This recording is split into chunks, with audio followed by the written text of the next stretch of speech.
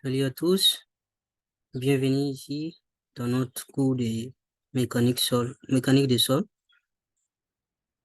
Alors aujourd'hui, nous allons continuer avec le chapitre sur les classifications des sols. Donc je pense qu'on avait parlé de ça dans les vidéos précédentes. Donc, chapitre 3, classification des sols.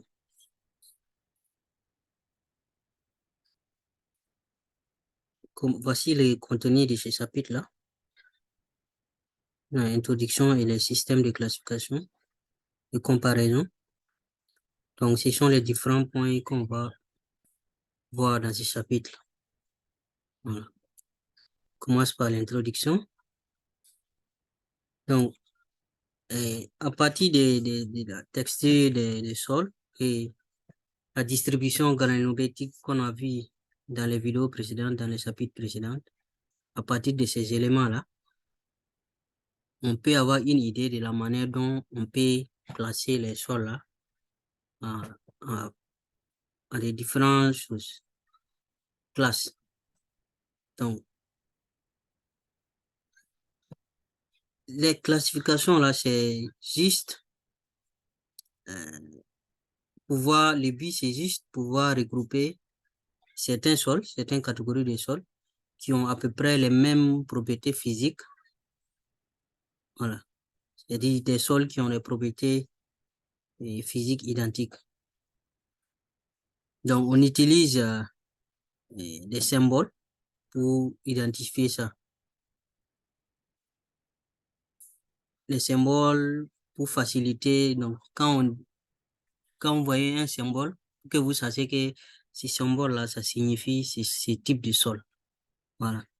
Donc, le système de classification représente ici comme un langage, en fait, pour les géotechniciens, pour les ingénieurs.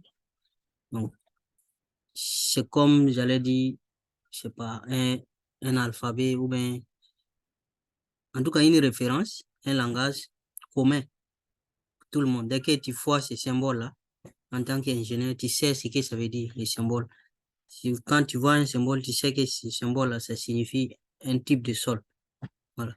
Donc, c'est ça le but de la classification là. Donc, on doit regrouper les sols là en fonction de leurs propriétés physiques. Donc, maintenant, comment exploiter cette classification là? Si on fait la classification, comment exploiter ça?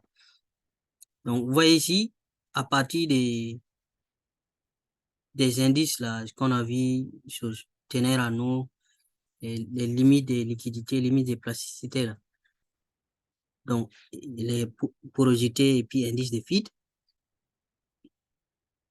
Donc, ça, on peut les obtenir au laboratoire. Donc, on a vu dans les vidéos précédentes. À partir de ces données-là, on peut faire la classification, mais on doit passer par un système de classification.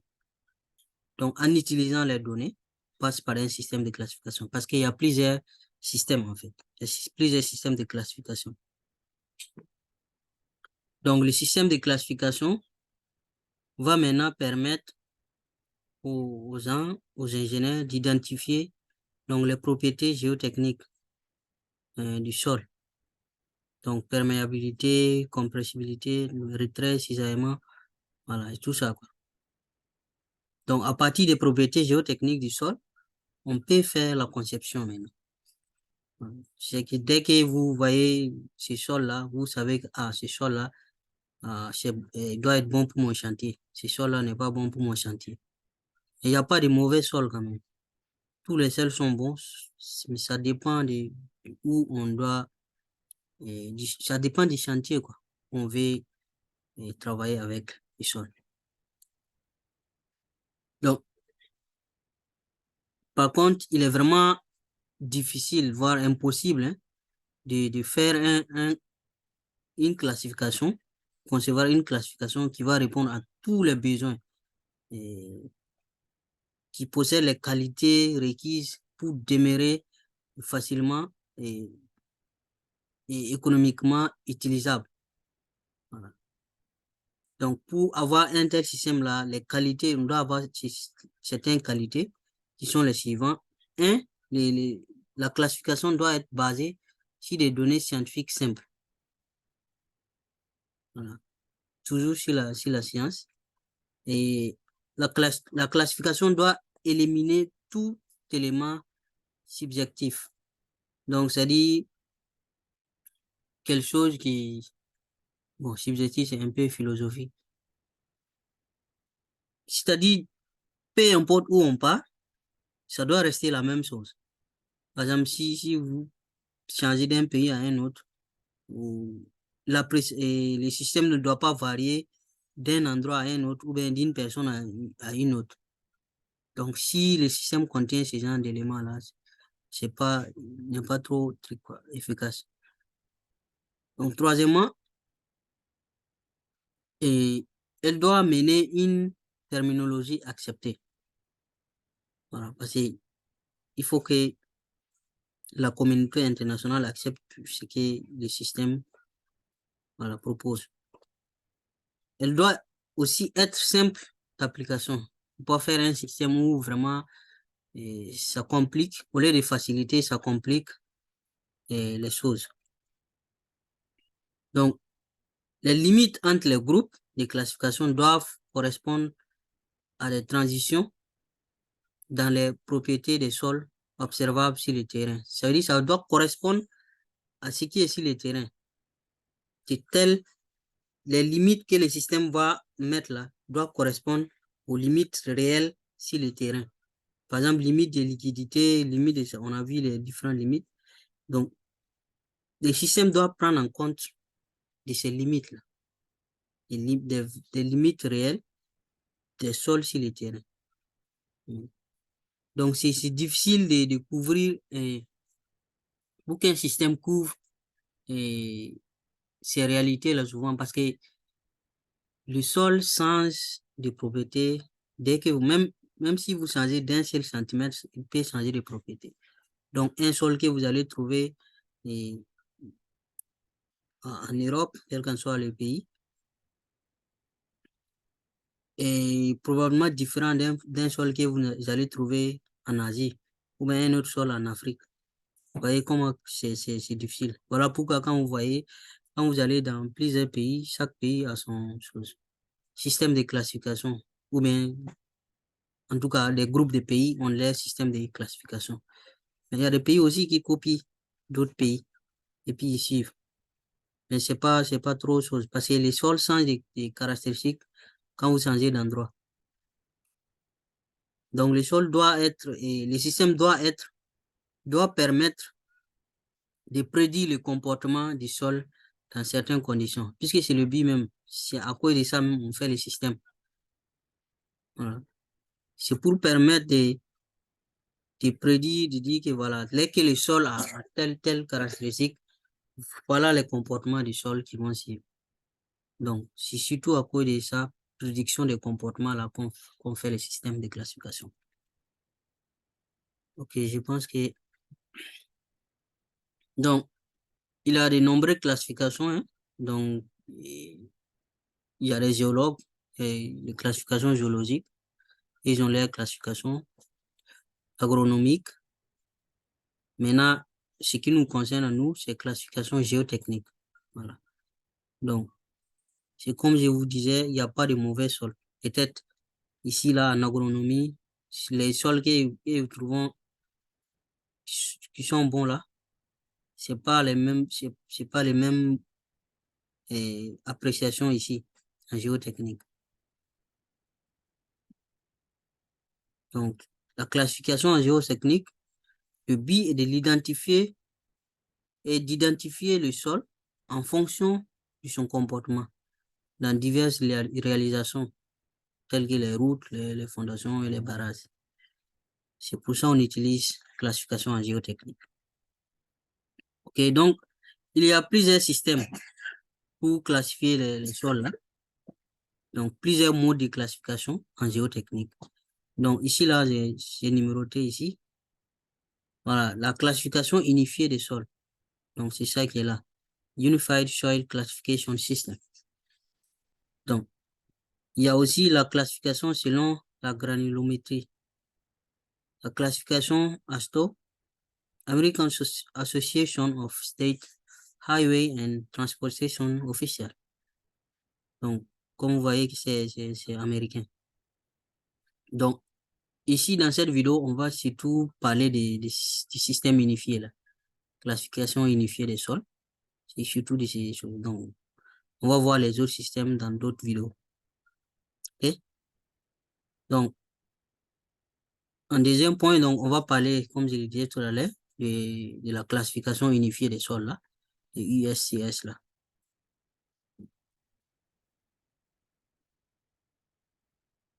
Donc, ce système-là a été développé par Casagrande. La coupole de Casagrande, vous vous rappelez, pour faire la limite des liquidités, là.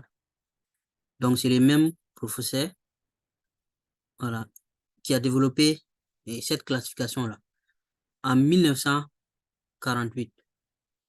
C'était pour construire des aérodromes durant la Deuxième Guerre mondiale. Donc, quand il y a des trucs, les, les Américains, ils mettent de l'argent vraiment dans la recherche.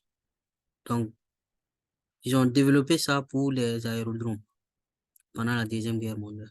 Donc, après, il a modifié ça un peu, Casagrande lui-même, et pour adapter ça, quoi, aux, aux travaux de construction de barrages et de fondations et aussi d'autres constructions. Donc, la base de ce système-là, c'est surtout les sols greniers là, qui sont concernés. Donc, à partir de la distribution granulométrique. Donc, c'est-à-dire que les éléments vraiment très, très, très fins là, ce système-là ne prend pas en compte. Donc, le comportement des sols fins par leur plasticité. Donc, c'est ça les systèmes. Donc, les sols fins là, avec leur plasticité qu'on les classe. Donc, les sols au les sols inférieurs, c'est-à-dire dont les grains sont inférieurs à 0, disons 75 mm, ces sols-là ne sont pas considérés par ces systèmes-là. Donc, par conséquent, l'analyse granulométrique là, et puis les limites d'Attenberg sont nécessaires pour ces systèmes-là. Donc, parce que les sols grenus, pardon, sont classés en utilisant la distribution granulométrique. Et les sols fins sont classés en utilisant leur plasticité. Alors que distribution granulométrique, c'est la granulométrie, le courbe granulométrique qu'on a vu dans les vidéos précédentes. Si vous n'avez pas encore vu, je vous invite à aller revoir les vidéos sur ma chaîne YouTube.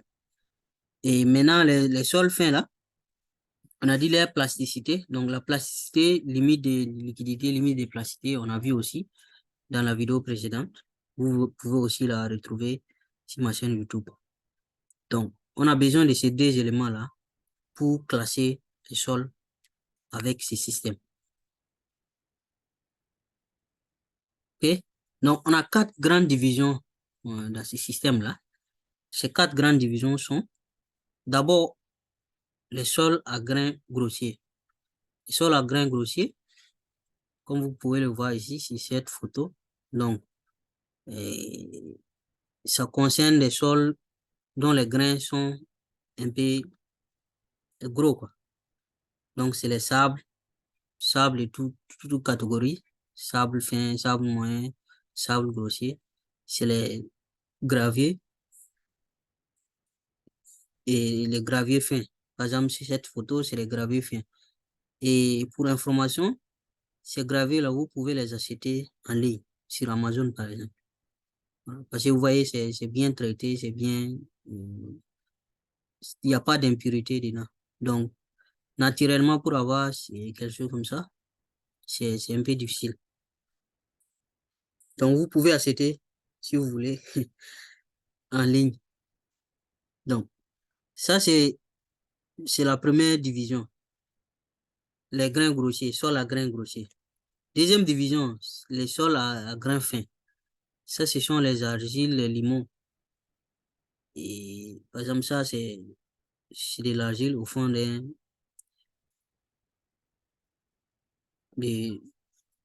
marigots, par exemple. Donc, quand vous voyez de l'argile, les grains de l'argile, est-ce que vous pouvez distinguer les grains de l'argile comme vous pouvez distinguer les grains de gravier, par exemple, ou bien du sable? Vous voyez? Donc, ça, c'est les sols à grains fins. Donc, ça, c'est la deuxième division de, de ça, de, de cette classification-là. Et la troisième division-là, ce sont les sols ici organiques. Donc, vous voyez cette photo, les sols organiques, ce sont les sols qui contiennent, par exemple, des débris des végétaux, par exemple. Vous voyez, c'est comme si la photo, cette photo. Voilà. Donc, après ça, la quatrième division, ce sont les tourbes. Donc, les tourbes là, ce sont des sols issus de la transformation des végétaux, par exemple. Donc, c'est ça les tourbes. Et généralement, c'est là, les tourbes et puis les sols organiques là, on les identifie facilement juste à l'œil nu. On n'a pas besoin de granulométrie pour savoir, par exemple, ici là, vous voyez qu'il y a, il y a des végétaux mélangés ici dans ce sol. Voilà. Et généralement, juste à l'œil nu, on arrive à identifier. Donc, sur les sols des grains grossiers là, c'est là, on utilise la granulométrie, la courbe granulométrique. Maintenant, ces sols-là, à grains fins, là, c'est-à-dire les argiles, les limons, on utilise les limites de plasticité. Voilà. Donc, au niveau des tourbes, là, il y a des tourbes qui sont combustibles. Donc, ça, ce sont c'est des végétaux qui sont fossilisés, c'est-à-dire comme fossiles. C'est comme du charbon, en fait. Fossilisé et genre 1000 à 3000 ans, comme ça. Je sais pas. Donc, il y a des gens qui utilisent ça pour la combustion. Donc, la classification ne prévoit pas les particules de sol supérieures à 75 mm. Cette quantité de particules-là est notée à côté. Les particules supérieures à 75 mm. Voilà. Donc, vous avez dit c'est trop, ce qui est trop gros que 75 mm, on note ça, on prend ça, on note à côté la quantité. Donc, les sols organiques et les tourbes, là, donc c'est ce que je disais tout à l'heure, sont généralement identifiables à, à la vue. Donc, juste à l'œil nu, on arrive à identifier que ça, c'est un sol organique, ça, c'est des tourbes. OK? Donc, et comme ce que je disais, le système ne prend pas les sols supérieurs à 75, les particules supérieures à 75 mm. Donc, de 75 mm à 300, on va dire que c'est des cailloux. Donc, on ne prend pas en compte. Donc, à partir de 75 là, voilà comment le système se passe. Donc, les 4 grandes divisions dans le système sont indiquées ici, dans ce tableau-là. Voilà. Donc, ici, vous pouvez voir de 75 mm, 4,75 mm, puisque supérieur à 75, on ne prend pas en compte. Donc, si vous voulez, ça fait module, c'est dit 4, tamis numéro 4 ou module 37 pour le système français, AFNOR. Donc, En ce moment, on parle de quoi? De gravier. Maintenant, les graviers, là, il y a différentes catégories aussi. Donc, entre 75 à 19, on parle de grossier, gravier grossier, peut-être. Maintenant, de 19 à 4,75, on parle de gravier fin, comme la photo de tout à l'heure. Gravier fin. Donc, ici, de 75 à 4,75, c'est gravier. Maintenant, dedans, on peut scinder ça en deux encore, pour faire de 75 à 19, après de 19 à 4,75. Maintenant, on passe au sable. Donc, 4,75 à 0,075. Donc, on dit que ça, ce sont des sables. Ça correspond au module 20 du système AFNOR. Donc, les sables là, on a trois sous-catégories. Il y a les sables grossiers, sables moyens et puis sables fins. Okay? Donc, ici, pour les sables grossiers là, gros sable, ça part de 4,75 à 20 à 2 mm. Et 2 à 0,425 mm, c'est sable moyen. Et de 0,425 mm à 0,075 mm, par les sables fins. Après, maintenant, on passe au sol fin là maintenant, qui sont inférieurs, le diamètre des particules inférieur à 0,075 mm. Donc, les siltes, limon, les symboles M. Voilà, attention, les sables, les graviers, les symboles c'est G. Et les sables, les symboles c'est S. Sans dimension spécifique, hein, ici, là, on utilise les limites d'Attenberg pour les classer. Ici, c'est-à-dire les siltes et puis les argiles. Voilà. Donc, c'est ce qu'on disait tout à l'heure. La première partie, là, les sols grossiers, là, grains grossiers, là, on utilise la granulométrie. Maintenant, les sols fins, on utilise les limites d'Attenberg. Maintenant, les sols organiques aussi, les symboles O, donc sans dimension spécifique. Donc ça, on a dit que c'est à l'œil nu, on peut les identifier. Donc pas besoin de classification ni de limites d'Attenberg. Les tourbes aussi, voilà. Pit, ça c'est les symboles. Ça vient de pit en anglais. Donc aussi sans dimension spécifique. Donc ça, ce sont les symboles. Après, on va combiner tous ces symboles-là pour former des nominations. Donc, on va ajuster à ça des symboles de gradation. Donc, la courbe, à partir de la courbe granulométrique, on a vu bien gradé ou mal gradé. Donc, bien gradé, ça veut dire W, ça veut dire well, bien gradé, well gradé. Et P là maintenant, c'est pour, ça veut dire pauvre, donc mal gradé. Donc, les symboles de limite de liquidité aussi, on va ajouter. Si c'est élevé, on dit H, high. Si c'est faible, on dit low, L, faible. Voilà. Donc, les symboles là viennent vraiment de l'anglais, quoi. Donc, les G là que vous voyez, c'est gravel. Les S, c'est sand. Donc, c'est là, bon, peut-être celui-là qui est limon.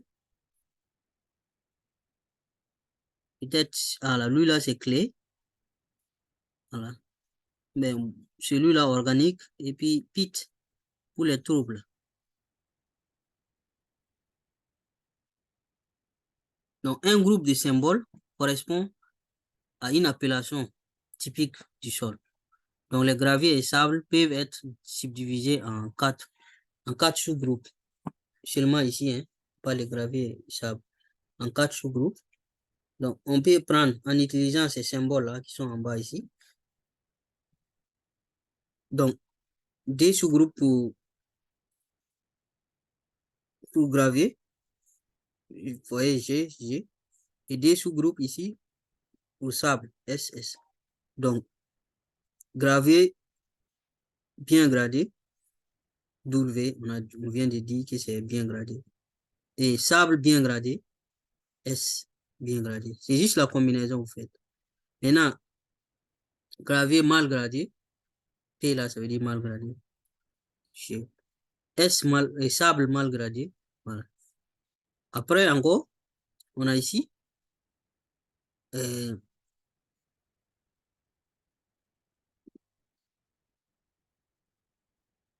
les M ici. Vous voyez les M? Ça veut dire quoi? Silt, limon. Ça veut dire que c'est un mélange de gravier et puis des, des limons. Pareil ici. Genre, on va dire sable limonné, par exemple. Sable limonné, un mélange de sable et de limon. Maintenant, gravé avec des clés, avec de l'argile, par exemple. Donc, quand il y a un mélange entre gravier et puis l'argile, voilà, clay sand, ou clay gravel. Et aussi ici, voilà, sable argilé. Donc, ce sont les sous, on a dit chacun 4 sous-groupes, non? Voilà. D ici pour les graviers. Et puis D ici encore pour les graviers. C'est D pour sable, ici, ici, ici, et puis ici. OK? Donc, selon la granulométrie de la nature des sols fins qu'ils renferment. Donc, ici, là, ces groupes-là, on les fait selon la nature des sols fins qu'ils renferment. Ici. Donc, la nature du sol fin, ici, la nature du sol fin, c'est quoi? C'est un limon. Donc, voilà pourquoi on a mis GM. Ici, la nature du sol fin qu'il renferme, c'est de l'argile. Voilà pourquoi on a mis C, clé. Voilà. Et aussi, euh, dépendamment de la distribution granulométrique euh, de la nature du sol. Donc, ici, en fonction de la distribution granulométrique, vous voyez ici cette première sous-division-là, ces premiers sous-groupes sont basés sur la granulométrie, c'est-à-dire bien gradé ou mal gradé. Maintenant, cette deuxième ligne-là, ici, les 4 sous-groupes qui sont là, sont basés sur les fins que les sables et puis les graviers renferment. Voilà. En fonction de ce qu'ils renferment. Donc, les termes bien gradés et mal gradés sont avec les coefficients d'uniformité. On a parlé des coefficients d'uniformité et le coefficient de Courbet, là. Voilà. Donc, on a vu que ces deux coefficients-là permettent de savoir si les sables ou bien gravés sont bien ou mal gradés. Donc, ici, voici le tableau général maintenant. Comment lire ce tableau-là? C'est pas compliqué. D'abord, vous voyez, il y a ligne par ligne, du début jusqu'à la fin. Hein. Voici du début jusqu'à la fin. Jusqu'à la fin. Donc, ici, sol à grain grossier. On est d'accord? Donc, fraction retenue à n descend du système américain, là, classification américaine. Voilà. Donc, c'est pour ça qu'on a fait ce tableau. Donc, deuxième division, ça c'est parti pour les sables et ça c'est parti pour les graviers. Donc, tout ce qui sera en bas ici, c'est pour les sables. Tout ce qui sera ici en haut, c'est pour les graviers. Donc, par rapport aux fractions, je pense qu'on a déjà vu chose. Fraction retenue au tamis N4 supérieur à 50%. Après, maintenant, si on rentre dans les graviers, on aura deux divisions encore. Donc, ici, on parle de tamis numéro 200 supérieur à 12% de présence de fin, pas négligeable. Ici, absence ou présence modeste de fin. Donc, c'est-à-dire que dans partie gravée, là, on prend les gravés où on n'a pas trop de sols fins, là, c'est-à-dire pas d'argile, pas de limon. Ou bien il y a une présence, mais c'est vraiment négligeable. Ou bien ici, on prend les gravés où il y a la présence de fin. Donc, supérieur à 12%. Donc, c'est la même chose ici pour les sables. Sable, absence ou présence modérée de fin. Ici, présence de fin qu'on ne peut pas négliger. OK? Donc, on continue encore. Donc, si on prend cette catégorie encore, voici ce qu'on peut avoir. GW, c'est-à-dire gravier bien gradé ou bien mal gradé. Donc, comment on arrive à identifier ça? Gravier propre, bien gradé, très peu ou sans fin, mélange de gravier et sable. Donc, courbe de granulométrie bien assortie avec des grains de dimensions très différentes. Donc, à partir de ça, vous rappelez? Voilà. Donc, vous calculez ces coefficients d'uniformité là, D60 sur D10. Si c'est D60, D10 est supérieur à 4, et puis le coefficient de Courbure aussi est compris entre 1 et 3, ok, on peut classer les sols là comme du gravier bien gradé. Donc, par contre, si ces conditions-là ne sont pas réunies, si ces conditions-là ne sont pas OK, donc vous le placez ici. Voilà, ne satisfait pas aux critères de GW. Donc, c'est simple. OK? Maintenant, on répare au niveau des choses, de la présence des fins là, pour les graviers. Ici, on fait GM, c'est-à-dire gravier avec limon, mélange de gravier, sable, limon. Donc, c'est à partir de ici là qu'on arrive à identifier ça. Donc, au-dessus de la ligne A, avec 4, inférieur à IP, IP, vous rappelez, l'indice de plasticité, là, inférieur à 7, donc cas intermédiaire, identifié par un double symbole. Donc, la ligne A, est-ce qu'on a la ligne A ici?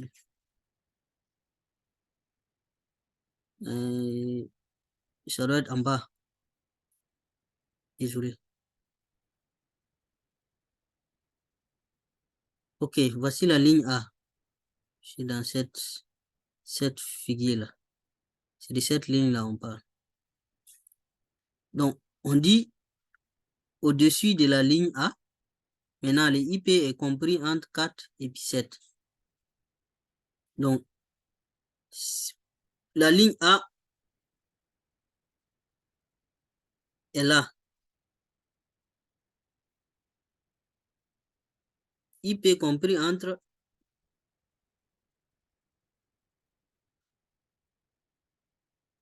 4 et 7.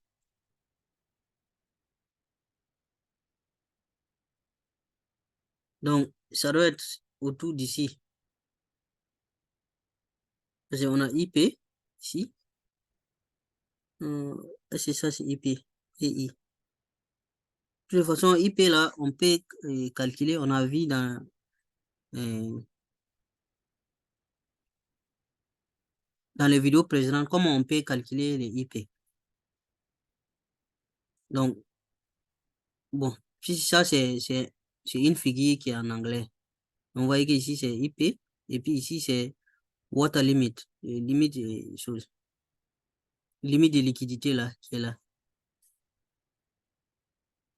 Donc, votre limite de liquidité et puis les IP, vous placez pour avoir ça. Donc, si vous voyez que c'est compris entre 4 et 7, et ça est au-dessus de A, Donc, vous êtes dans ces cas-là. Des graviers là qui ont des fins. Maintenant, pour savoir si c'est des limons ou bien c'est de l'argile, on vient ici maintenant. Si c'est limite d'atterrement sous la ligne A ou le IP est inférieur à 4, donc on dit que c'est limon.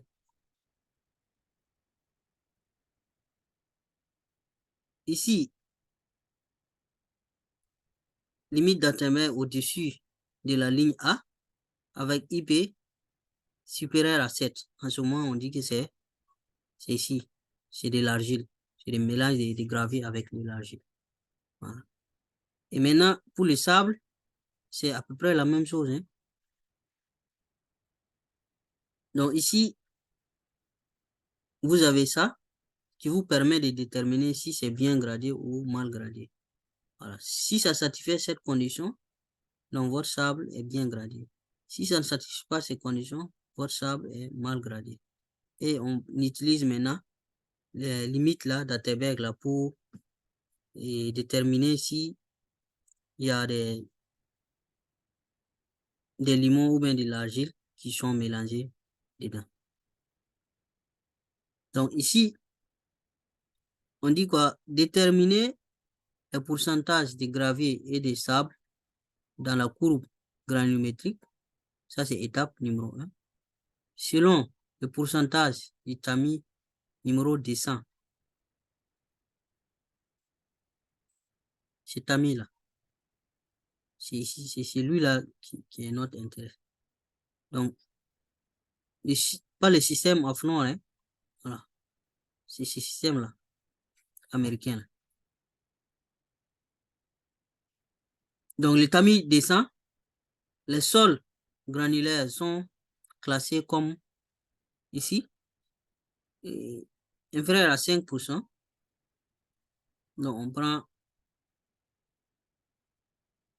des graviers bien gradés, gravier mal gradé et sable bien gradé, sable mal gradé.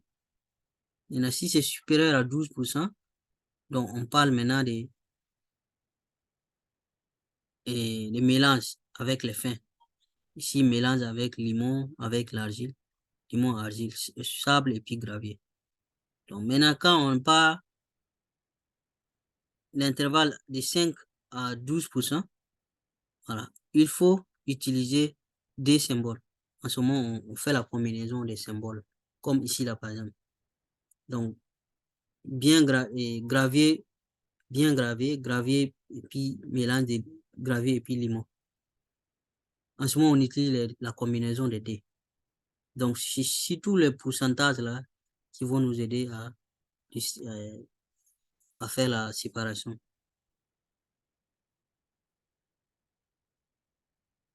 OK. Donc, ici, vous voyez, pour l'autre, c'était pour les sols grossiers. Ici, maintenant, c'est pour les sols fins. Voilà. Donc, on peut procéder à la même manière. Ici, les sols à grains fins, voilà, fraction qui passe au tamis descend, numéro descend. Donc, ce qui passe, c'est-à-dire diamètre inférieur à 0,075. Donc, supérieur à 50%. Donc, si on prend ici, il y a deux catégories. Il y a deux grandes sous-catégories, si on veut dire. Donc, si la limite de liquidité là est inférieure à 50%, j'ai dit indice L. Ou bien la limite de liquidité est supérieure ou égale à 50%. Donc, on met en ce moment l'indice H, high. Ici, on dit low. Donc, ici, on se base sur la limite de liquidité là pour séparer. Donc, on prend les 50%, le milieu, ici, sur la courbe, sur cette figure là, vous voyez 50%. Donc, on sépare ici et puis ici. Donc, vous voyez déjà si cette figure-là, tout ce qui est à gauche là, c'est L. Ça veut dire low. Et tout ce qui est à droite de cette ligne-là, c'est HH. Ça veut dire high. Ça veut dire élevé. Ok? Donc, si on prend maintenant, dedans encore, on va scinder ça en D encore. Voilà, sous la ligne A. La ligne A est là. Si on est sous la ligne A, on prend, il y a des divisions. Le OL, limon organique, argile avec limon, basse plasticité. Il y en a ML, limon inorganique, sable très fin, limon argilé, basse plasticité. Voilà. Donc, ici, on a des caractéristiques. Par exemple, résistance à sec, au broyage. Résistance au broyage à sec. Voilà, basse, moyenne ou nulle, basse. Donc, on connaît déjà la résistance quand on a affaire à ces gens de sol. Voilà. Dilatance, réaction aux vibrations. Par exemple, lente, rapide, lente, entre rapide et lente. Voilà. Ténacité, c'est de consistance près des limites de plasticité, donc basse ou nulle. Et ce sont c'est surtout à cause de ces caractéristiques-là, on fait les classifications. Donc, au-dessus maintenant de la ligne A, sous 50%, limite de liquidité, c'est-à-dire on part en haut maintenant. Donc, puis à bas, là, on était ici, en bas ici, OL et puis ML. On est d'accord? Donc, maintenant en haut, juste en haut, mais toujours respectant la limite inférieure, limite de liquidité inférieure à 50%. Donc, on vient ici, voilà. Ça c'est au-dessus de la ligne A, quand même. Voilà, ici. Donc, en ce moment, qu'est-ce qu'on obtient? CL, argile, clé, laissez la argile, inorganique, de plasticité basse et moyenne, argile gravuleuse ou sableuse ou sulteuse. Voilà, ce qui existe, c'est l'argile qui domine. Donc, on peut avoir ces caractéristiques-là. Mais sachez que c'est juste en utilisant, par exemple, ce tableau-là que vous allez pouvoir déterminer votre sol. Donc, si vous avez limite de liquidité de votre sol et vous avez les IP, l'indice de plasticité là, vous allez pouvoir classer les sols. Donc, si on vous donne les caractéristiques, les limites d'Atterberg là, vous utilisez les limites là, vous venez vous placer ces tableaux là et vous allez voir là où vous allez tomber directement. Donc, si la limite de liquidité est inférieure à 50%, vous êtes là. Supérieur à 50%, vous êtes là. Et vous utilisez maintenant les lignes A, la ligne A qui est là. Maintenant, si on continue avec les H là, l'indice H, c'est-à-dire limite de liquidité supérieure à 50%. Voilà. Donc, sous la ligne A, au-dessus de la ligne A, encore. Voilà. La même ligne là. Sous la ligne A, ici, au-dessus de la ligne A, ici. Donc, le OH et les MH sont là. OH et MH. Le CH, c'est ça qui est là. Donc, ici, vous pouvez lire, voilà, limon organique, argile inorganique avec très, très haute plasticité. Donc, et les différentes caractéristiques là, voici ce que ça donne. Donc, les sols est très organiques là, c'est-à-dire, on va les noter Puis si c'est des sols organiques, PIT, donc on les note tout simplement PT. C'est tourbe et autres sols très organiques. Donc ça, ce sont les PIT.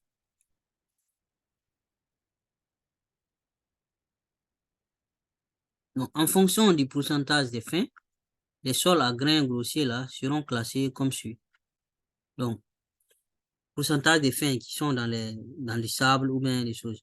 C'est-à-dire pourcentage, par exemple, pourcentage d'argile qui est dans les sables, pourcentage d'argile qui est dans les graviers, par exemple. Si c'est 5%, si c'est moins de 5%, voilà, on va parler juste, on va se baser juste sur la courbe granulométrique là pour chose.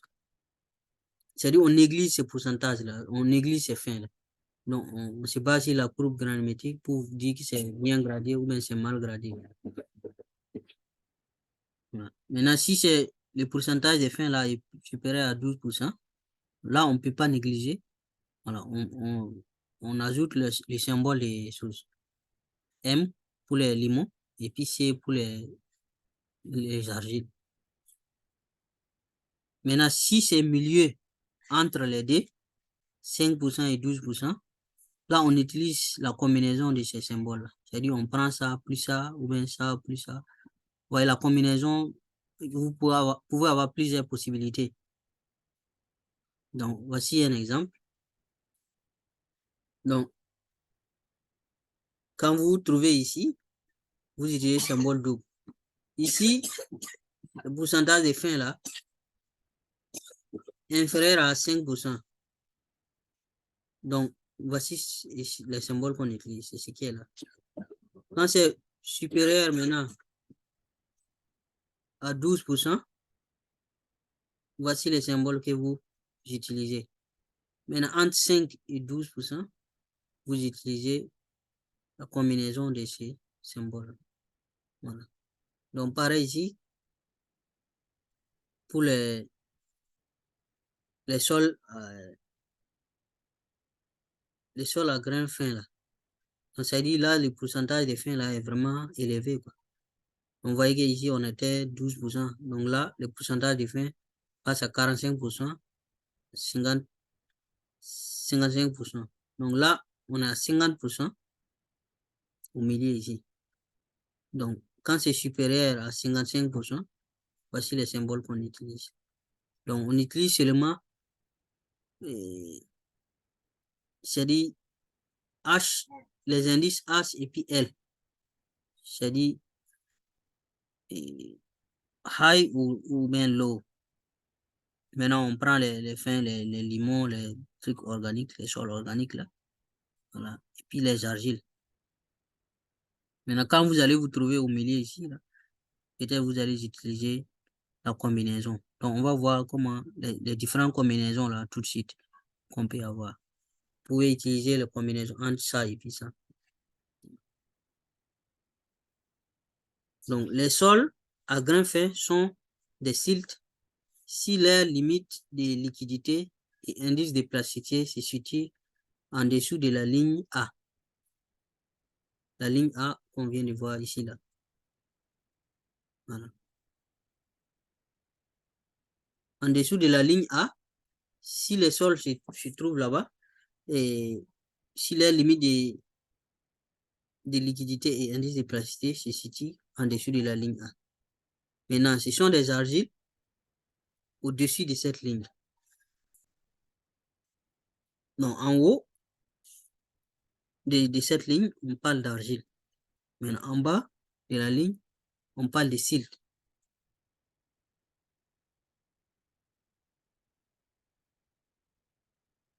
Donc, les différents symboles utilisés pour les sols proches de la ligne limite de liquidité égale à 50%, ou la ligne A,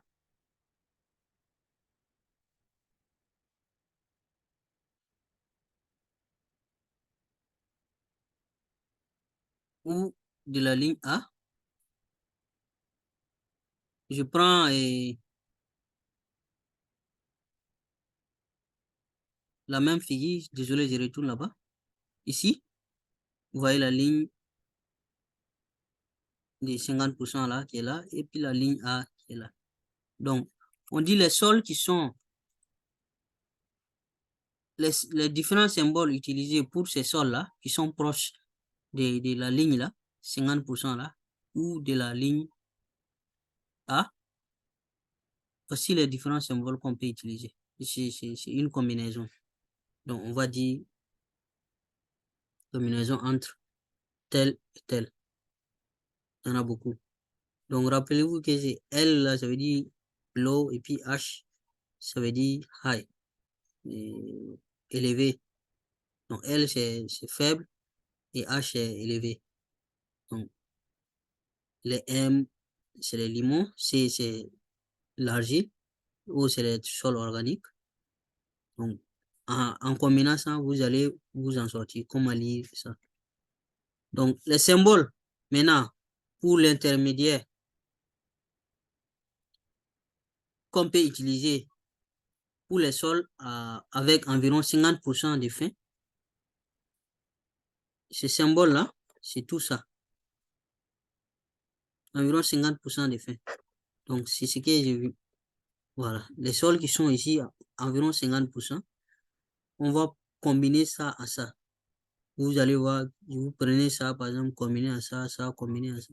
Donc, il y a plusieurs possibilités. Ce sont ces possibilités-là qu'on a ici. Donc, ce sont les symboles doubles qu'on va utiliser en ce moment. Donc, ça, c'est un exercice d'application. On va corriger cet exercice-là dans la prochaine vidéo.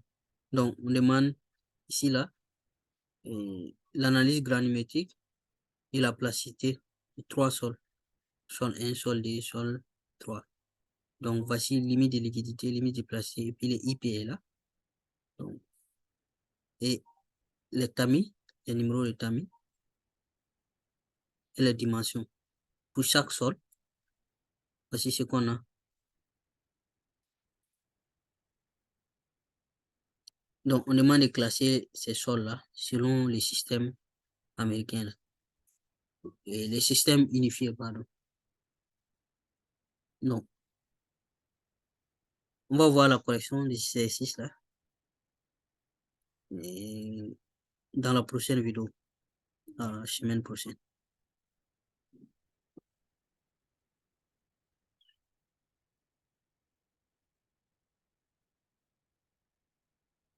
Donc, on va arrêter ici cette vidéo-là. Je vous invite à vous abonner et à partager parce que les bonnes choses arrivent très bientôt. Merci beaucoup.